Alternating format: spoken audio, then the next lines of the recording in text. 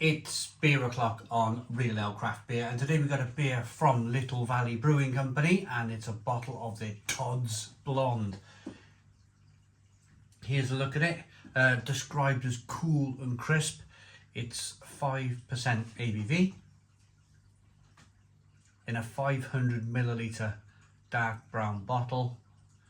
There's a look at it. There's the bottle cap. Without further ado, this brewery is based in Hull. Let's get it out into a glass and see what we get.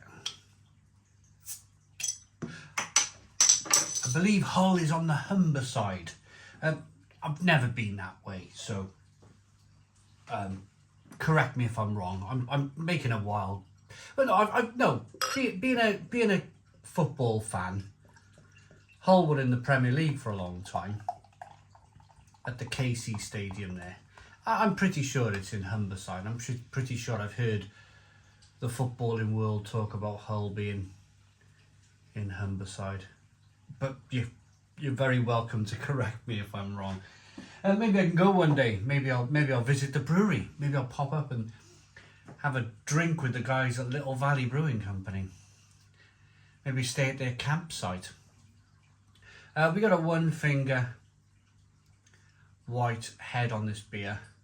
Lots of lovely carbonation. In terms of bottle conditioned, I don't think it's bottle conditioned. Well, no, I'm pretty sure it's not bottle conditioned, but it's lovely and clear to look at. It's definitely looking like a nice blonde. Now, is this a Belgian blonde? Is this a British blonde? Which, for me, a British blonde and a Belgian blonde, they do differ. Of course, you've got that lovely Belgian yeast, slight sweetness with a Belgian blonde. Higher in the ABV, maybe 5-6% ABV. Whereas you have a British blonde, which it's just colour really. When you describe a British blonde ale, it's a beer of a light colour, which this is. Nice ABV on it, 5%. I like a 5% ABV beer. Let's get the aroma. Yeah, cool and crisp. It kind of like depicts it perfectly.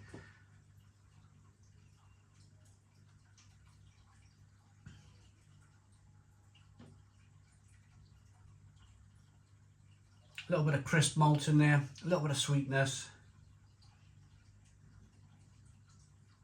Grainy, light wafer aromas coming through. A little bit of sting in there, a little bit of kind of zestiness coming through too. It smells good. Let's dive in. Cheers, everybody.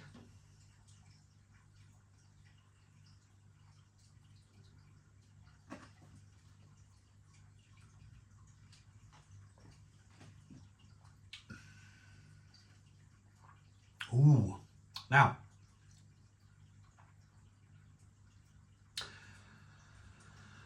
well, that's just confused things, because I think,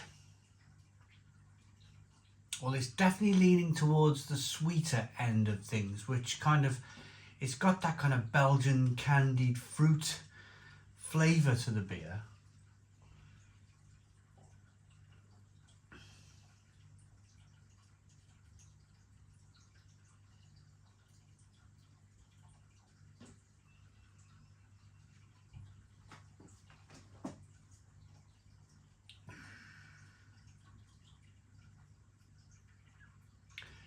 I'm just trying to work out in my head if it's got Belgian yeast.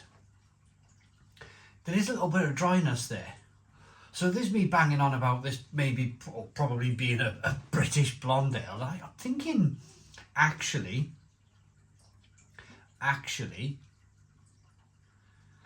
maybe it's a hybrid. Maybe it's a hybrid between the two, because it's not hitting that kind of Belgian blonde, like 6% ABV. Maybe it's just sitting in the middle between.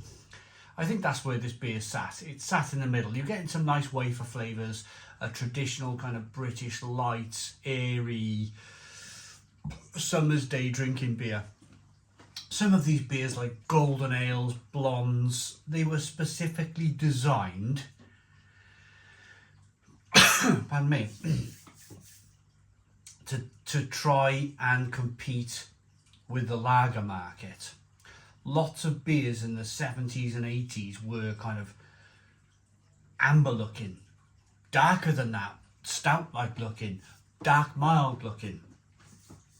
And of course the lagers of the 70s and the 80s and the 90s would dominate in the scene. So the brewers who were brewing these amber ales, they had to react or lose their business. So they created, this is where golden ales come from, and this is where British blondes came from. If you look at the beer, if I held it back at a slight distance, it could be mistaken for being a lager, couldn't it? And that's the point of it. It's a light ale that is brewed for the eye to compete with lager. And I think it's done a pretty good job, this one. I'm really quite enjoying this. Lots of breweries have done it. I mean, if you look at Fuller's, they brought out this many years ago, their Honeydew Organic Golden Ale. That's another light beer to compete with the lager market.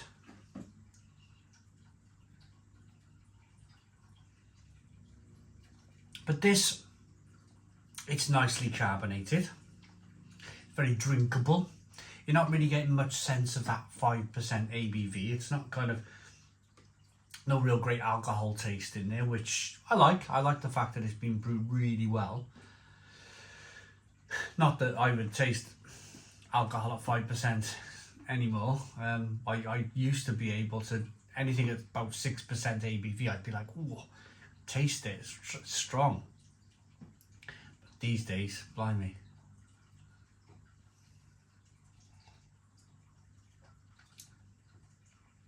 It's nice, a little bit of sweetness to begin with, that kind of slight Belgian candied fruit over here.